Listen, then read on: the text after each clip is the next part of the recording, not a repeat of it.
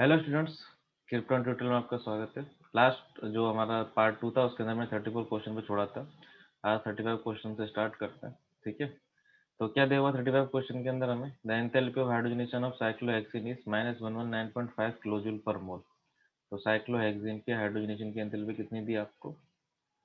वो दिया आपको डेल्टा एच ऑफ हाइड्रोजनेशन -119.5। ठीक है, किलो जूल पर मोल दोनों में ही है, तो फिर यूनिट का कोई लोचा है नहीं ज़्यादा, तो आप उसको छोड़ सकते हो। If resonance energy of benzene is resonance energy of benzene, तो रेजोनेंस एनर्जी ऑफ बेंजीन आपको कितनी दी गई है? -50.4।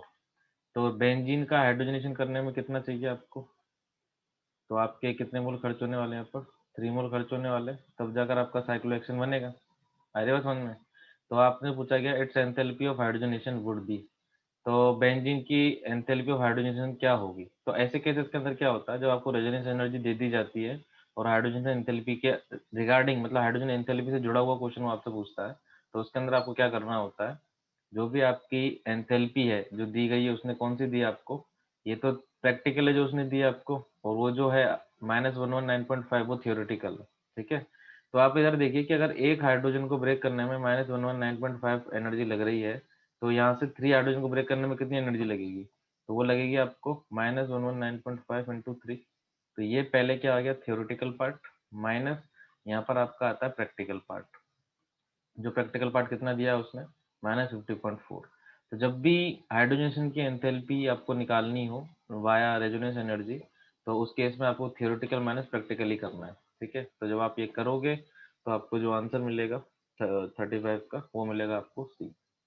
ठीक है, तो आपका आंसर क्या हो जाएगा? सी हो जाएगा। नेक्स्ट की बात करें हम 36, which of the following pairs of a chemical reaction, इसको हटा देते हैं।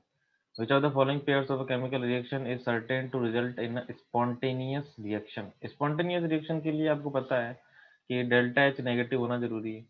ठीक है, और साथ में डिसऑर्डरनेस, यानी कि जो आपका डेल्टा एस है वो ग्रेटर देन होना, जीरो जीरो होना जरूरी है। क्यों?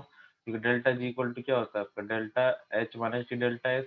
अगर मुझे delta G less than zero चाहिए, तो ये नेगेटिव हो जाए और ये पॉजिटिव हो जाए, तो इससे अच्छा क्या है? Delta G less than zero आ जाएगा आपका। ठीक है, तो आंसर क्या हो जाएगा? फर्स्ट ही इसका आंसर हो जाएगा आपका exothermic and increasing order, increasing disorder. Next है रिएक्शन ऑकर्स स्पॉन्टेनियसली इफ। तो यही घूम फिर के कहानी आ गई।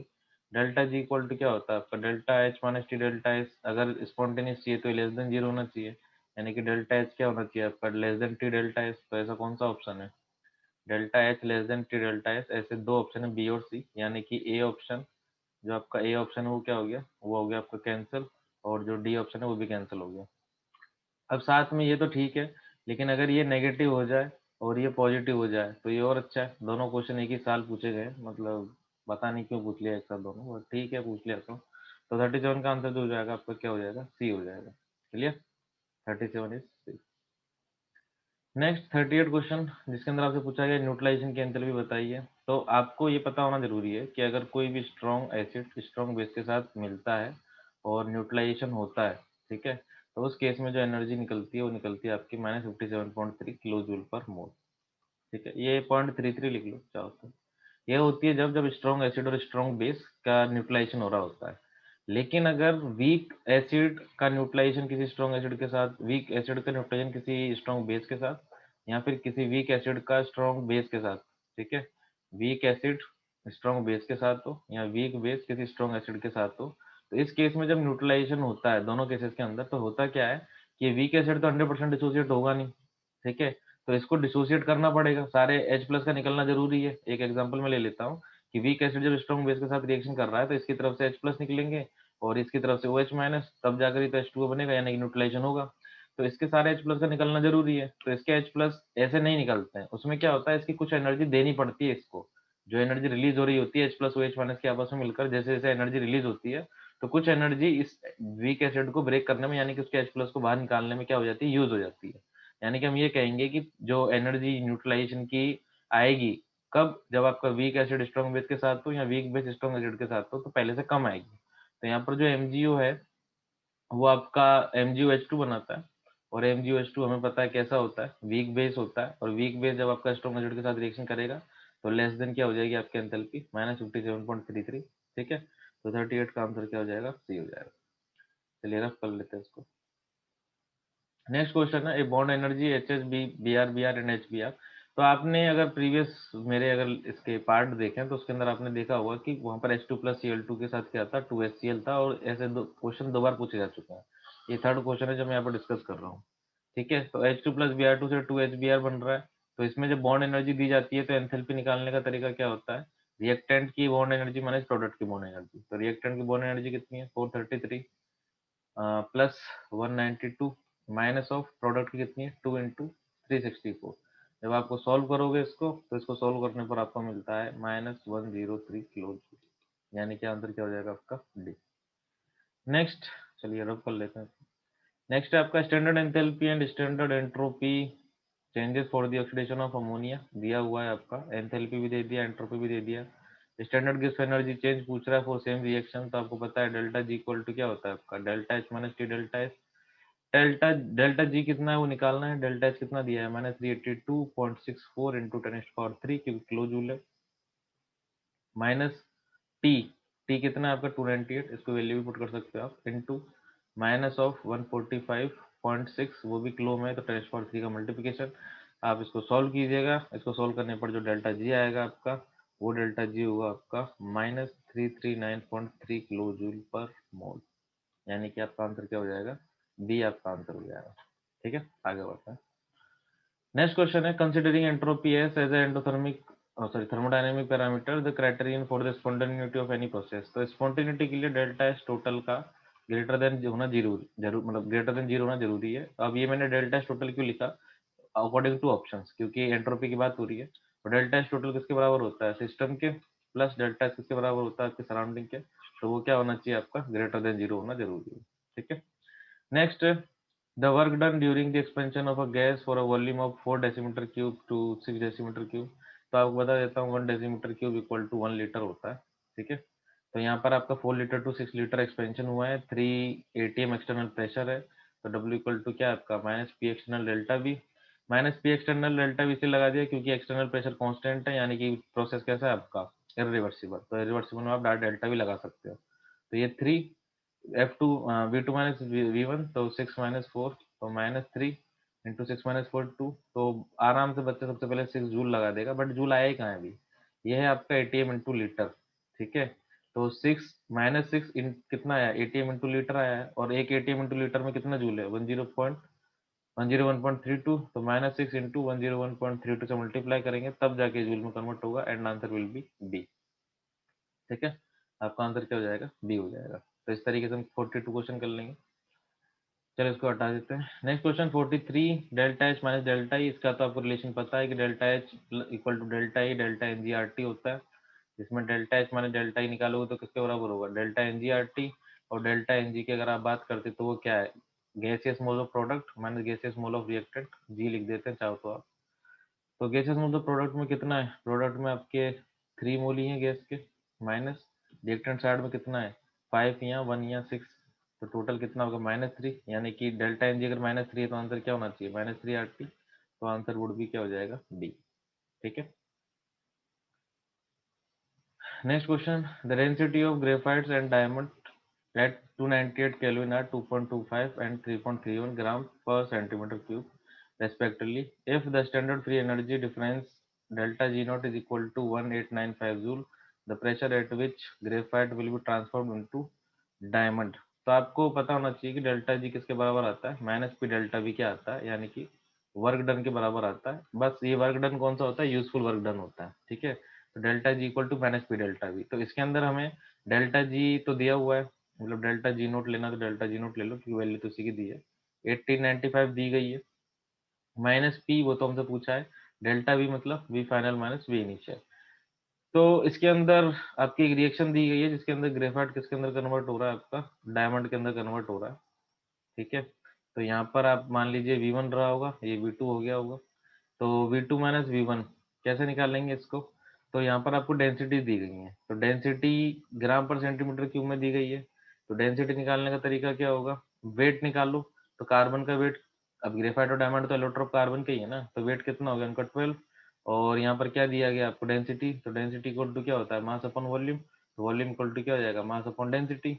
तो मास अपॉन डेंसिटी, तो इस तरीके से अगर मैं वॉल्यूम ऑफ किसका निकालूं, डायमंड का, तो वो कितना होगा, मास कितना है 12 ही होता दोनों के लिए, तो 12 अपॉन डेंसिटी कितनी है 3.31, तो यहाँ पर minus P 12 upon 3.31 minus V initial यानी कि किसका, ग्रेफाइट का, तो वो ग्रेफाइट का कितना होगा 12 अपॉन कितना है 2.25, तो यहाँ पर मैं क्या लिखूंगा 12 अपॉन 2.25, और ये क्या आपका 1895, ठीक है। तो ये कहानी यहाँ से चल रही है, तो यहाँ से आपका क्या निकलेगा, पी निकल कर आ जाएगा, ठीक है। तो आप यहाँ पर पी निकाल लीजिएगा, तो पी इक्वल टू क्या आएगा आपका, ये क्वेश्चन है बस, तो पी पॉजिटिव हो जाएगा वो, क्योंकि ये वैल्यू क्या है छोटी है और ये वैल्यू क्या है बड़ी है, तो इसको जब आप सॉल्व करोगे तो पी की वैल्यू आ जाएगी आपके। बट हाँ एक ये चीज़ थी कि जब इसको मैंने देखा था इसका आंसर एक्चुअली, तो उसमें इसका आंसर मैच नहीं कर रहा था किसी से, ठीक है। तो थोड़ा सा आप उस चीज़ को देख लीजिएगा कि इसका आंसर मैच कर नहीं रहा है किसी से। हाँ एक चीज़ मैं आपको जरूर बता देता हूँ कि 1 एटीएम इक्वल टू होता है आपका 101.3 पास्कल, ठीक है। तो उसके हिसाब से आपको ये जो वैल्यू निकलेगी वो एटीएम में निकलेगी, आपको डिवाइड कर मल्टीप्लाई कर देना लास्ट में, आपका आंसर आ जाएगा, ठीक है। जो भी आंसर आएगा वो आपका आंसर है। चलिए नेक्स्ट की तरफ बढ़ते हैं।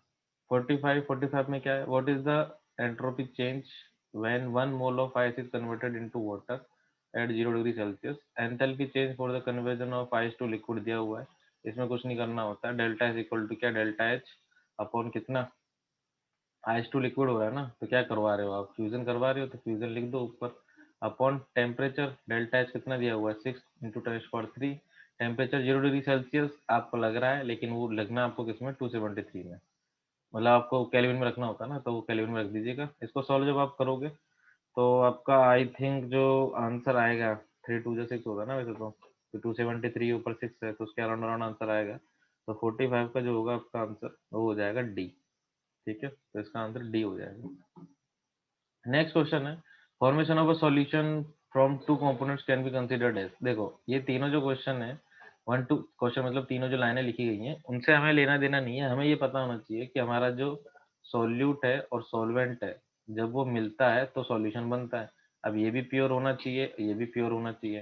तो अब अगर आप देखोगे कि pure solute plus pure solvent equal to solution, अगर ये करना है तो उसके लिए आपको क्या करना पड़ेगा, 1 2 और 3 तीनों इक्वेशन को ऐड, यानी कि आपको डेल्टा सॉल्यूशन क्या हो जाएगा, delta H1 plus delta H2 plus delta H3, जिसमें से क्या होगा आपका सेपरेटेड सॉल्वेंट, जो सॉल्वेंट मॉलिक्यूल है वो आपका किससे कैंसिल हो जाएगा, ये दोनों कैंसिल हो जाएंगे इससे, सेपरेटेड सॉल्वेंटेड सॉल्यूट मॉलिक्यूल से, ठीक है।